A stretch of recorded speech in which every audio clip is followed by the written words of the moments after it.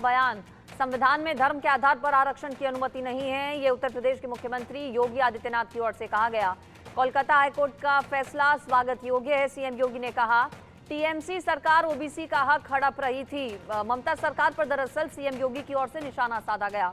Court ने फैसले को पलटा और जोरदार तमाचा मारा, ये सीएम योगी की ओर से कहा गया। मुस्लिम आरक्षण पर उत्तर प्रदेश के मुख्यमंत्री योगी आदित्यनाथ का ये बड़ा बयान। उन्होंने कहा कि धर्म के आधार पर आरक्षण गलत है, भारत में ऐसा नहीं होता है।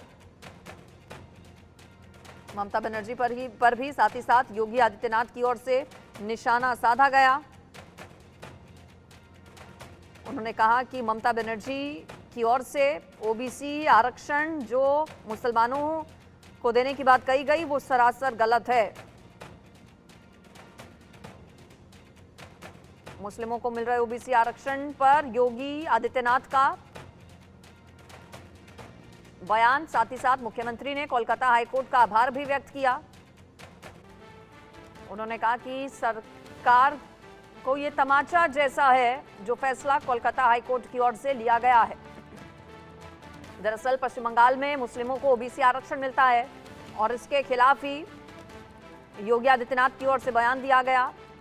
साथ ही साथ कोलकाता हाईकोर्ट में भी चूंकि ये पूरा मामला चल रहा था और जो फैसला हाल ही में कोलकाता हाईकोर्ट का इस पर आया है उस पर सीएम योगी ने कहा कि ये स्वागत योग्य है।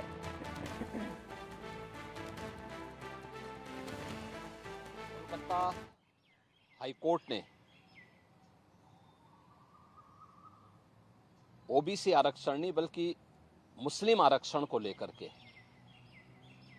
जो अपना फैसला दिया है वह स्वागत योग्य है।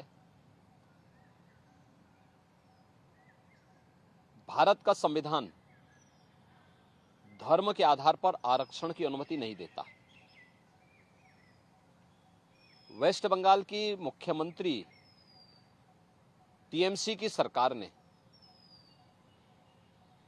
राजनीतिक तुष्टीकरण की पराकाष्ठा पर चलते हुए सन 2010 में 118 मुस्लिम जातियों को जबरन ओबीसी में घुसेड़ करके उन्हें ये आरक्षण दिया था। यानी 118 ये जातियां, इसका मतलब ओबीसी का हक जबरदस्ती हड़प रही थी।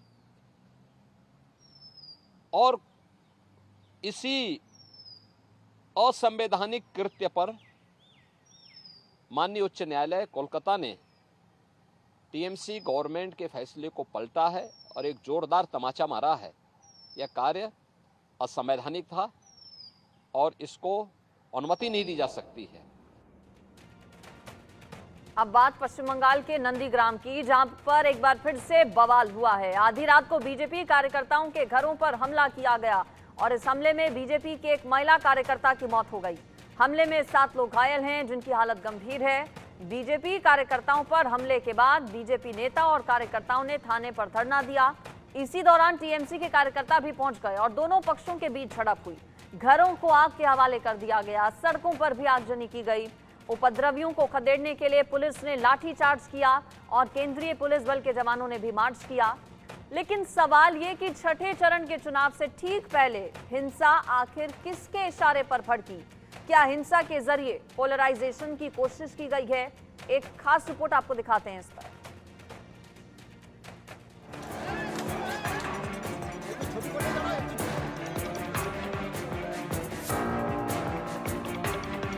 पश्चिम बंगाल में जब भी चुनाव आते हैं वहां बम बंदूक के धमाके शुरू हो जाते हैं। बैलेट के ऊपर बम और बंदूकें और बुलेट भारी पड़ती नजर आती है और महिलाओं के प्रति हिंसा, अत्याचार ये ममता जी के राज में खुलकर देखने को मिल रहा है। एक के बाद दूसरी शर्मनाक घटना घटती है और एक महिला मुख्यमंत्री के होते हुए महिलाओं पर अत्याचार होता है। पिछला विधानसभा का चुनाव खत्म हुआ तो हजारों लोगों को पश्चिम बंगाल छोड़कर जाना पड़ा। कई महिलाओं के साथ अत्याचार, बलात्कार और उनकी हत्याओं का करने तक के काम हुए। क्या राजनीति ये इसीलिए करती है तृणमूल कांग्रेस? और पश्चिम बंगाल की सरकार पूरी तरह से विफल हुई है। अपनी हार को देखकर इस तरह के हालात पैदा कर दिए कि जहां पे लोगों को डराया जाता है, धमकाया जाता है, बम भी फोड़ा जाता है और मौत के घाट भी उतार। देखिए, ये पूरी तरीके से टीएमसी की जालसाजी है, टीएमसी की करतूत है। वो चाहते हैं कि बंगाल में नंदीग्राम में तमलुक में भय का वातावरण बना रहे, जिससे जो वोटर्स है वो वोटर देने के लिए नहीं निकले।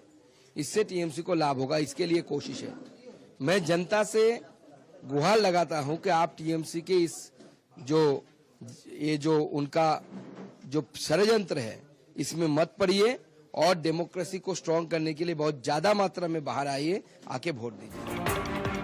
आगजनी, हंगामा और लाठीचार्ज, ये 4 तस्वीरें हैं बंगाल के नंदीग्राम की, जहां छठे चरण की वोटिंग से पहले जमकर हंगामा बरपा है। इस हिंसा की शुरुआत हुई 22 मई से, जब टीएमसी और बीजेपी के कार्यकर्ताओं की आपस में किसी बात को लेकर झड़प हुई, जिसके बाद नंदीग्राम के सोनचूरा इलाके में बीजेपी कार्यकर्ताओं के घर पर कुछ लोगों ने धारदार हथियार से ताबड़तोड़ वार कर दिए। इस हमले में एक महिला कार्यकर्ता की मौत हो गई, 7 लोग घायल हुए। घटना से गुस्साए बीजेपी कार्यकर्ता नंदीग्राम थाने पर धरने पर बैठ गए और दिन भर जमकर बवाल हुआ। देखिए कैसे टीएमसी कार्यकर्ताओं पर हमले का आरोप लगाते हुए बीजेपी नेताओं ने कड़ी कार्रवाई की मांग की। हंगामा ज्यादा बढ़ा तो पुलिस ने बीजेपी कार्यकर्ताओं को खदेड़ने के लिए लाठियां चला दी। आपको इस प्रदर्शन के पीछे की टाइमलाइन बताते हैं।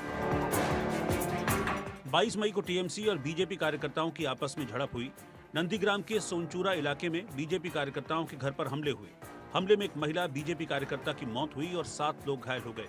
घटना के विरोध में बीजेपी कार्यकर्ता नंदीग्राम थाने में धरने पर बैठ गए। अब घटना पर सियासत जोरों से हो रही है। बीजेपी और टीएमसी एक दूसरे पर हिंसा का आरोप मढ़ रहे हैं। देखिए, ये पूरी तरीके से टीएमसी की जालसाजी है, टीएमसी की करतूत है। वो चाहते हैं कि बंगाल में नंदीग्राम में तमलुक में भय का वातावरण बना रहे, जिससे जो वोटर्स है वो वोटर देने के लिए नहीं निकले। সেখানে বিজেপির গোষ্ঠীদ্বন্দ্ব তীব্র। আদি বিজেপি বনাম নব্য বিজেপির গোলমাল রয়েছে, বিজেপির গোষ্ঠীবাজি রয়েছে। এই বিষয়গুলি এই ঘটনার পেছনে রয়েছে কিনা সেগুলো তদন্তকারীরা খতিয়ে দেখুন।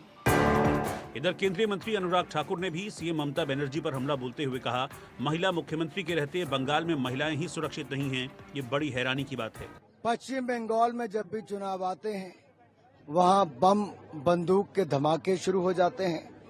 बैलेट के ऊपर बम और बंदूकें और बुलेट भारी पड़ती नजर आती है और महिलाओं के प्रति हिंसा, अत्याचार ये ममता जी के राज में खुलकर देखने को मिल रहा है। महिला मुख्यमंत्री के होते हुए महिलाओं पर अत्याचार होता है। नंदीग्राम में तनाव के दौरान बीजेपी ने ममता बनर्जी की हल्दिया रैली के दौरान दिया गया वो बयान भी शेयर किया, जब ममता ने कहा था कि नंदीग्राम के डीएम को बदलकर उन्हें धोखे से हराया गया है। साथ ही उन्होंने इसका बदला लेने की बात भी कही थी। और इलेक्शन हो যাওয়ার পরেও লোডশেডিং করে দিয়ে রেজাল্ট পাল্টে দিয়েছিল। আমি আজ নাও কাল এর বদলা তো নেবই।